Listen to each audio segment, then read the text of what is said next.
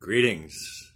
My name's Robert Bodine, and I'm a citizen philosopher and a citizen historian. That means I have not been trained by the establishment. My formal training is in science, chemical engineering at Notre Dame, and my real education began after college. The purpose of my videos is to help my viewers develop a consistent and comprehensive worldview. So if you disagree with my worldview, there's no reason to watch my videos. I am a Christian, and that is the foundation of my worldview. First few videos will be an introduction to my thought. I am also a writer, so I will be reading my manuscripts. My first video is titled, Why Study Philosophy or History? Have you ever read a philosophy book or one of the classics of literature that was hard to follow? Were you forced to read one in school? Of course. Did you ever read one during your leisure time for personal enrichment? Did you ever wonder why you were reading a book that provided no enjoyment or enrichment? I have, quite often. I once ripped a book in half and kicked it across the floor. It was during my third reading. I never got past the first few chapters and finally banished it from my library. There's a lot of authors I won't read because they are full of malarkey. Thankfully, philosophy is not always tedious. There are ancient debates to explore that were never won and old conundrums to discover that were never solved.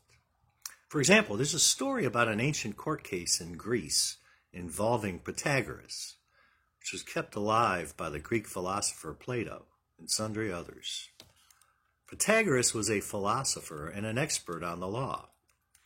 According to Plato, he was the first sophist, which was a pedagogical movement that began in Greece in the 5th century BC. The sophists pioneered the concept of a professional tutor. These tutors covered a wide range of subjects, but those who taught the art of rhetoric and the law were quite popular. There was a large demand from the rising generation of nobles to learn public speaking skills and the intricacies of their laws. Protagoras became the most famous philosopher and tutor during his time. He traveled throughout Greece and amassed a fortune. Protagoras was so confident in his knowledge and his teaching ability that he offered to waive his fee to a student named Eulathes. That is, if Eulathes didn't win his first court case. Eulathes accepted the proposal. However, when he finished tutoring, Eulathes changed his mind and pursued a career in politics instead of the law. At some point, Protagoras realized that Eulathes had no plans to ever go to court and was under no obligation to pay his fee because he hadn't won his first court case. So Protagoras filed a lawsuit to force Eulathes' first court case and recover his fee. He figured if he won, the verdict would guarantee the payment. And if he lost, Eulathes would have won his first court case and owe him his fee under their contract. Eulathes was just as confident of victory. If he won the case, the verdict would dismiss the fee, and if he lost his first court case, the loss would nullify his fee. The ancient Greek court wasn't amused and couldn't quite figure out this conundrum. They postponed their decision for 100 years, and we're still awaiting the verdict. Philosophy is not always dry and boring. It teaches valuable concepts and promotes rational thinking. Philosophy stretches the mind, but sometimes it is baffling. History is another matter and should be studied by everyone who can read. It is not something to be dabbled in or ignored.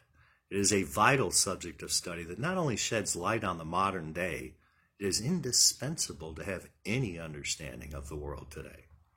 You see, we are all thrust upon the world stage, but most of us assume our roles without any questions.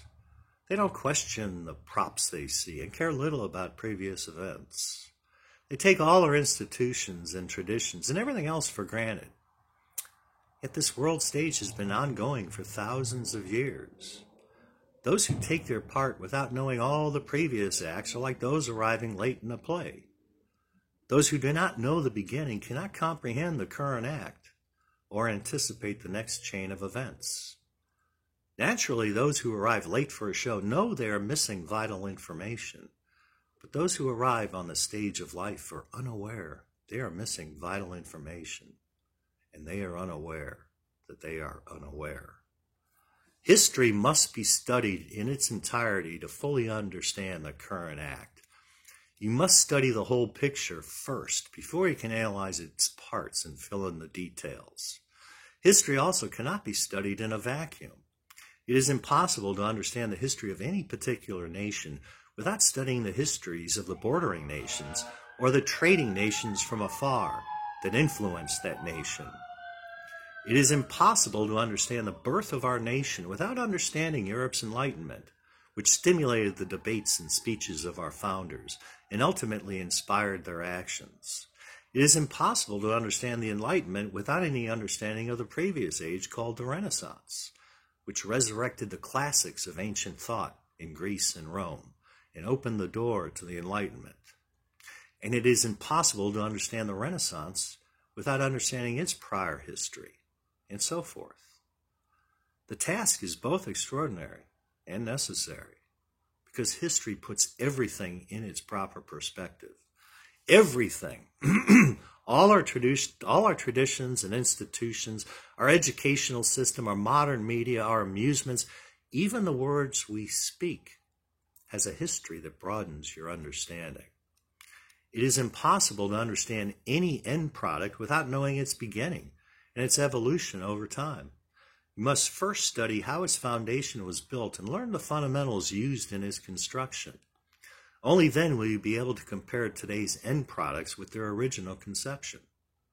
You have to develop a long timeline in your memory to organize your memory and create the framework to store information gleaned from your historical studies, which must be organized by date to facilitate later retrieval.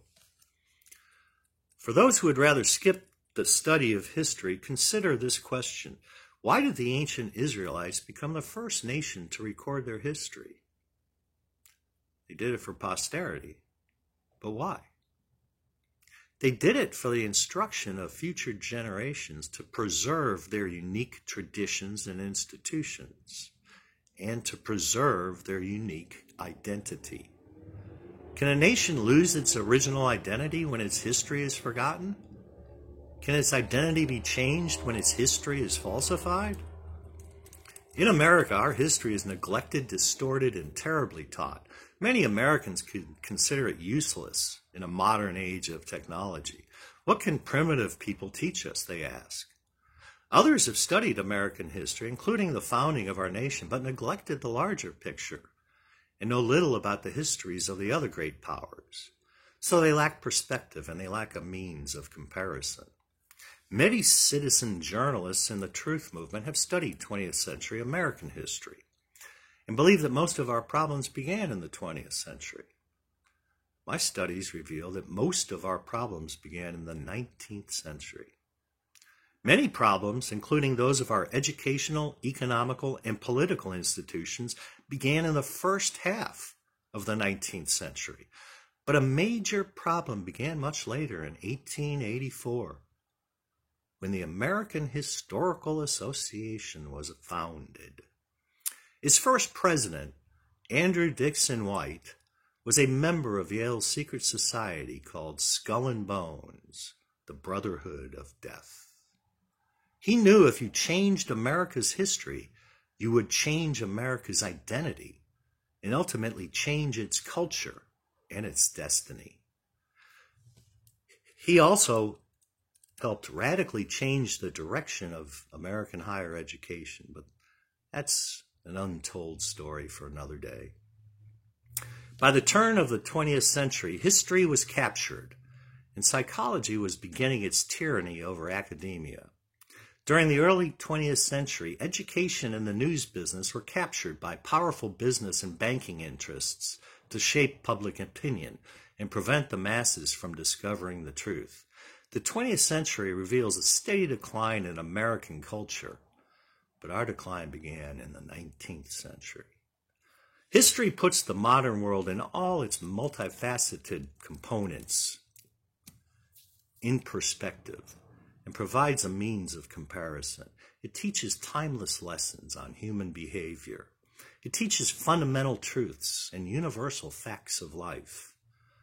Yet today's histories are more often misleading and teach false lessons and false principles because history was hijacked long ago by unscrupulous scholars and rewritten, which prevents a real understanding of the present day and perverts our unique identity.